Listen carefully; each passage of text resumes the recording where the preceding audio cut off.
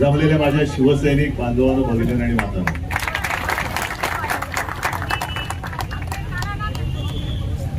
कल्याण मतदारसंघात येण्यापूर्वी मी घरी एक पत्रकार परिषद घेतली. कदाचित आपण पाहिली असाल. या मतदारसंघाचं काम अथवा या मतदारसंघाची जबाबदारी येणाऱ्या लोकसभेच्या निवडणुकीत फार महत्वाची आहे. कारण मी घरनं निघताना पत्रकारांशी जे बोललो त्यांना म्हटलं, मी गद्दार घराणेशाहीच्या मुळावर घाव घालायला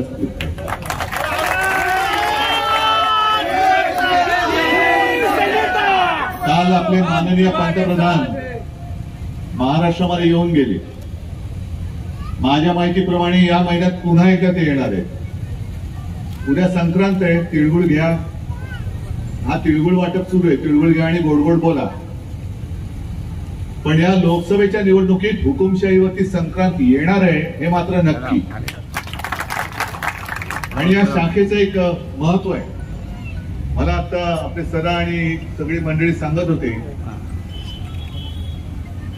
सीताराम भोईरांचं गाव. सीताराम भोई जरा तब्येत बरी नाही म्हणून आज आलेलं नाही, पण एक साधा शिवसैनिक गद्दाराला कसा पाडू शकतो हे त्यांनी दाखवलेलं आहे. आणि त्याच्यामुळे मला चिंता नाहीये कल्याणमध्ये काय होणार. पहिलं, घराणेशाहीला जर विरोध असेल तर गद्दारांच्या घराणेशाहीचं तिकीट हे मोदीच कापतील. म्हणजे वापरा आणि फेका हे जे काही त्यांचं धोरण आहे त्याच्यामध्ये हे गद्दार ह्या कचऱ्याच्या टोपलीत जाणार. आणि नाही गेले तर आपण आहोतच कचऱ्याच्या टोपलीत टाकायला. आज मी काही जाहीर सभा घ्यायला आलो नाही, पण माझी शाखा भेट आहे.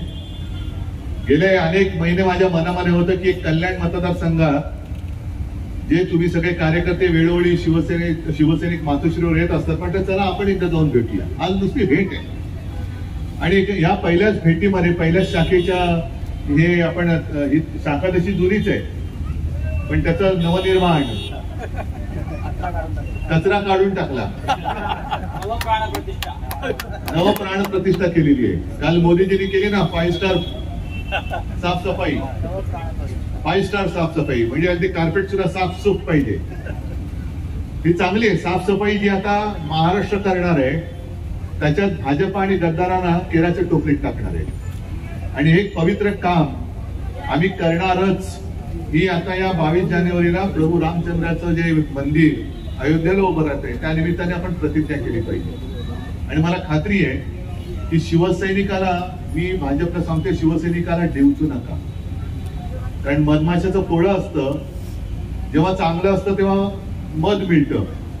ते आजपर्यंत तुम्ही घेतलं, पण मधमाशाच्या पोळ्यावरती जर दगड मारला तर काय होतं ते येत्या निवडणुकीत तुम्हाला आम्ही दाखवून दिल्याशिवाय राहणार नाही.